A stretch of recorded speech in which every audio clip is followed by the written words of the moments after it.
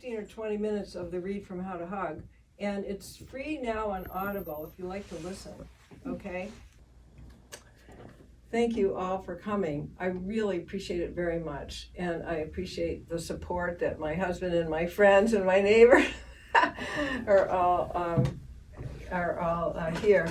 And yeah, anyway, so Paul did the covers of the book, so I just wanted to say that he's an artist and other things. Talk to him if you have a book or if you just want to know more. So I'm going to read for a few minutes from How to Hug, and I'll tell you the chapter title or whatever that I'm reading from. And then so he left the planet in 2010, and my daughter left the planet 3.5 years ago, 2020. And I have yet to write her book because I'm wanting to get through my own stuff. So this is from How to Hug Light Being a Spiritual Journey, and it's his journey. There's some of his writings in there, and it's my journey, obviously, as a mom, and it's the reader's journey. So that's what it was meant to be about. And what does a mother want to do but honor her kids? So it's kind of why I wrote the book, I guess. So I imagine that I already said this. I imagine a mother's greatest fear is losing a child. Okay, such an opportunity presented itself to me when my firstborn, my only son, committed suicide at age 25. He was smart, handsome, kind, compassionate, clever, and talented. So loved by me, his dad, and his many friends and clientele. This book shares my process of coming to terms with what seemed at first like the harshest of realities. How one chooses to die is a phenomenon that may or may not seem like a real choice. Illness, accident, natural disaster, war, it all rests in the hands that may not be our own. But what about those who do take it in their own hands? Is that a choice? After a lengthy introspection, my awareness has come to a peaceful recognition that it has served as a great blessing. I am able to acknowledge my son's death as a perfect closure for his life. Not only was it perfectly suited for his inevitable destiny, but it was also the most evolutionary experience for me, as well as for his father, sister, and wide outreach of friends, acquaintances, and those he mentored. We came to know the truest essence of Dan after his passing. As we continued to learn the many facets of his life and sole purpose, we continued to learn of our own.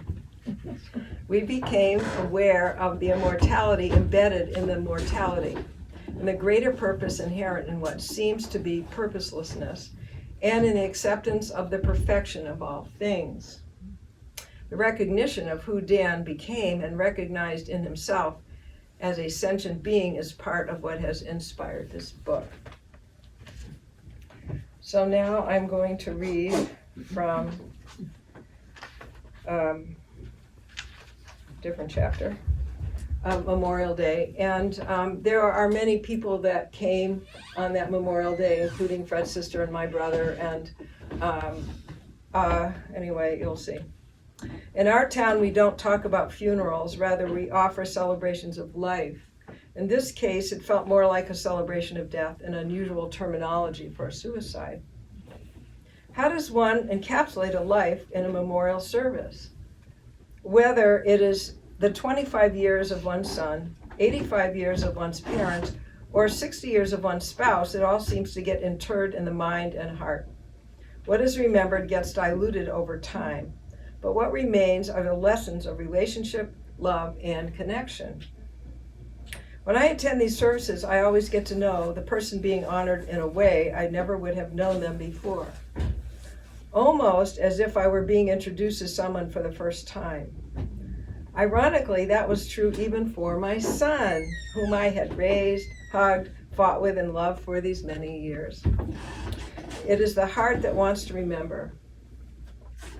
The last day of May 2010 was not only Dan's memorial service, but the remembrance day for all those who have gone before us.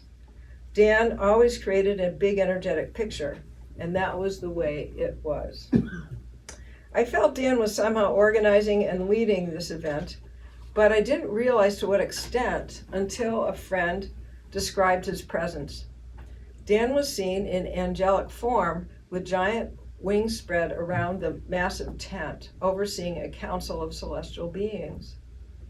He obviously was a silent witness, but I am sure he was somehow in charge, as those who spoke spilled out their hearts, their love, and their grief in their personal stories. The variety of expressions, tenor of delivery, and philosophical outpourings gave the sense of Dan's complexity, who he was on the planet and perhaps who he might be as an interdimensional avatar.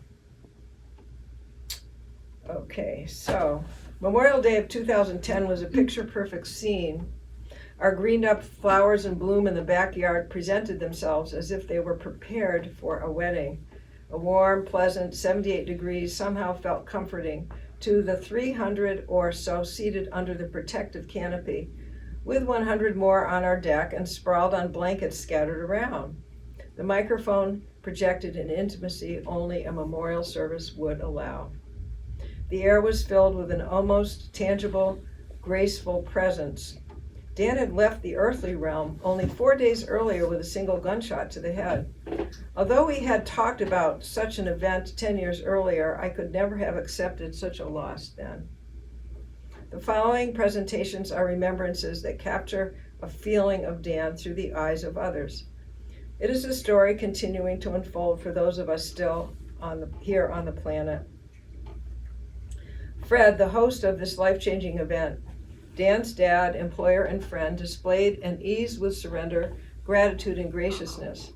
His welcome uplifted the community to honor and heal hearts.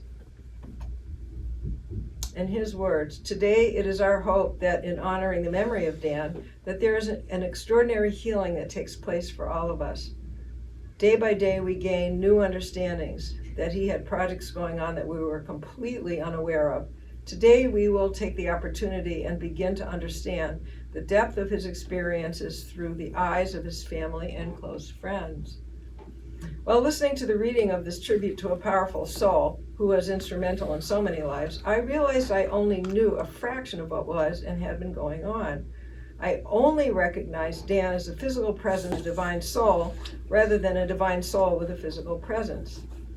I learned many inspiring personality attributes that he, as a spiritual mentor and friend, offered to so many. Although I wish I had known him more authentically and fully while he was here on the planet, having any regret would not serve me, him, or the learning that I need now. Reading a passage from Maharishi Mahesh Yogi, Fred attempted to explain an important perspective about death. When someone dies, it is not possible to understand why it had to come when it did, and there is no point in assuming responsibility or guilt. The course of action is unfathomable. However, especially for one on the path of speedy evolution, transition is purely evolutionary. Grief is natural. Allow the soul to feel loved and that they are free to move on to their destiny. It is important to feel love and support for the departed soul as our energy affects their evolution.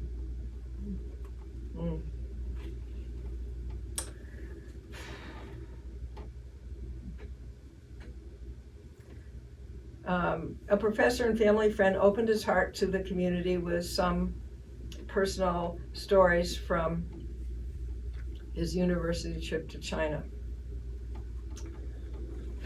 Greetings. It's remarkable how you're all doing. I knew Dan from birth, I thought. But I never really had an opportunity to peek into his inner world until he joined our college trip to China. This is at MIU, or it was called MUM at the time, I think. It was in the sweet light of the holy mountains of north-central China, where 27 temples spread throughout the valleys, that I noticed his subtle presence. It was in the main temple of the Taoist monastery.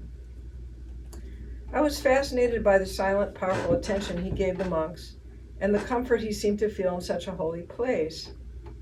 As a professor, casually asking Dan to share, I simply asked, "What was your experience?" Without any hesitation, he filled me in. It was like a welcome home party. In a way, I was taken by surprise, and I clammed up. I didn't want to know anymore. What he was really thinking and feeling was not something I expected to hear, so I just waited and took in the silence.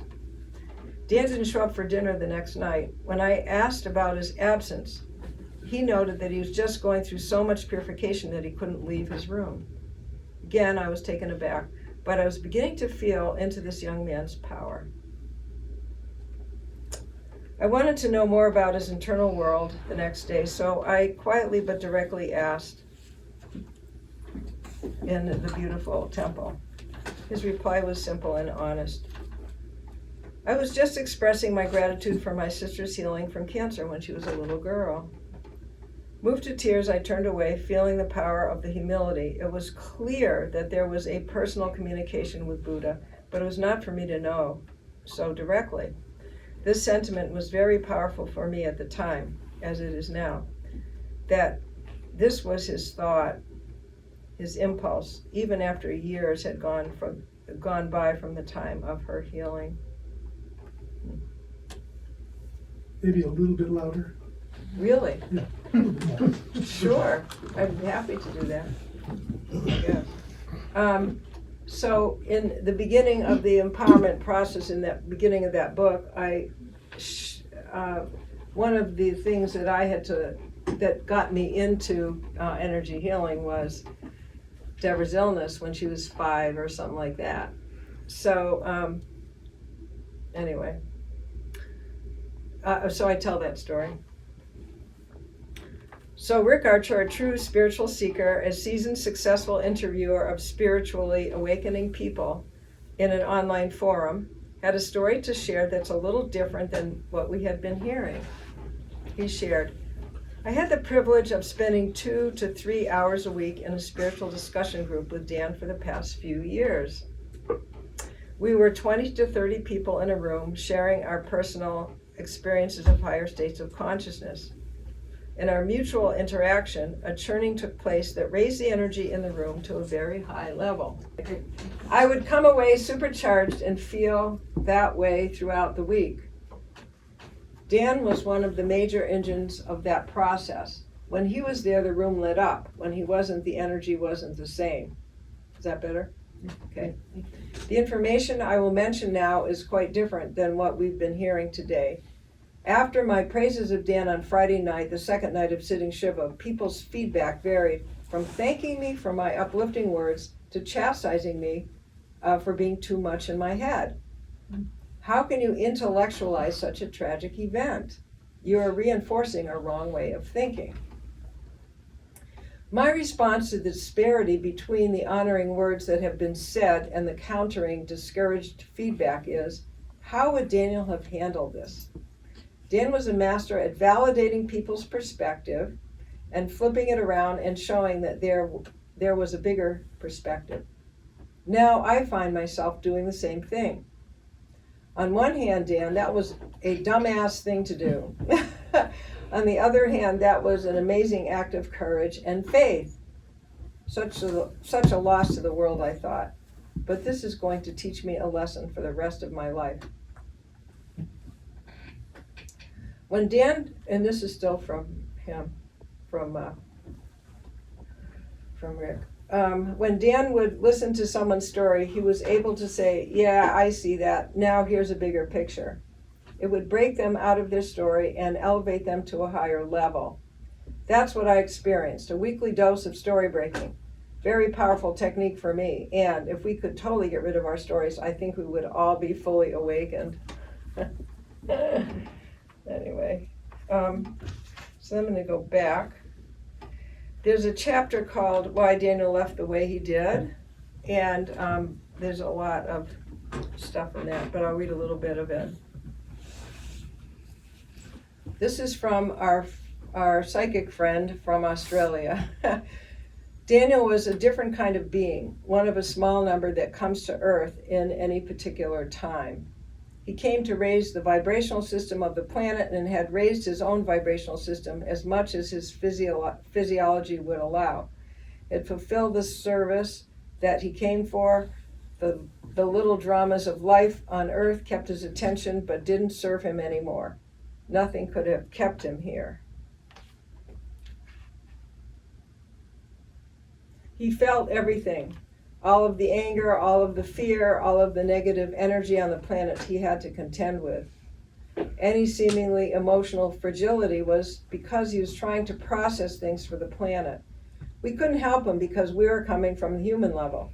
He was transmuting all of these energies throughout the planet to serve its evolution. This seems very big, but it's the truth. That's what she says anyway. There's a lot about what she has to say.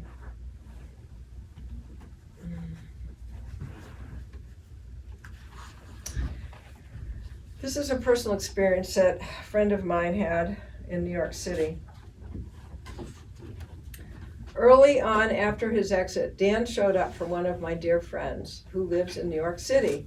Since the visitation came only a few weeks after he left, I felt grateful for the information. It was not easy for her to put her experience into words. It took several weeks and my continued prompting for her to come up with the ability to express her powerful experience. It was July 2nd, a Friday evening. I had been in Midtown that evening and took a long walk back to Chelsea. This is in New York. In Manhattan. I felt listless once back and put on some music, Interpol, a kind of indie rock band. I talk about Interpol later in another chapter. There was a surge of grief and pain that arose in me about death and loss, which I had been processing. It was partly due to finding out about your son's passing, and also in part to do with some intuition regarding my mother's physical frailty. Despite my not knowing Dan well and having spoken with him on the phone as a client only on one occasion, his passing affected me deeply. I went into the bedroom and listlessly sat down on the carpet with these emotions welling up. All of a sudden, I felt there was something in the room with me. An energy, a being. I can only describe it as a kind of radiance, a kind of light energy with an electric outline. It was similar to an energy field described by a light or a constellation. And as an aside, I remember Dan telling me that he remembered being a constellation in some lifetime, so that was kind of interesting. And I also asked her to describe him, and because she never met him before, and she described him to a T, and I think, okay, so probably it was him. You know, I don't have any other word to describe this being. It was crouched next to me. It felt glowing, gentle, and safe. I took it to be Daniel. The emotional quality was like someone laying their head in your lap in a tender, consoling way. My mind was blown, and I was in a kind of elevated awe. There was a telepathic communication, an exchange. I don't have language or words for these things. The overall theme was conveyed as the best is yet to come, with the words best as an energetic overlay of the words best and blessed. At the end, there was a thought from form conveyed of the word grace on top of the word grave, and it's kind of energetic signing off, over and out. The final message, the light is here. Wonder where we are? We are in it. It's called, during the days of Dan's 10th year MSA high school class reunion, I was happy to run into a few classmates who had come to town. This is me. One gal with whom I had a nice exchange later messaged me on Facebook. She shared a dream reminiscent of experiences by those open to his love. Hi, Janet. Just wanted to let you know it was so nice seeing you in the grocery store the other day and hearing how you're doing with everything. I also wanted to let you know that I had a very sweet dream with Daniel last night. I had this near drowning experience and was back at a house afterwards. All of a sudden, this tall guy appeared. He was like 6'4" and flat feet or something, and walked through the door. I did a double take and then realized that it was Daniel. He was tall and radiating light with this huge smile on his face, and I said, "Oh my gosh, it's you," and gave him a hug. It was such a sweet, deep, heart-opening hug. I asked him how he was doing. He said that he was so good and so much happier where he was now. We talked a little bit about the things that you had told me. Then he just kind of disappeared. I woke up feeling happy, with love filling my heart. If all dreams could end with a heart-opening hug like this, the world would be a better place. This is me. She apparently knows how to hug a light being. Oh. Anyway.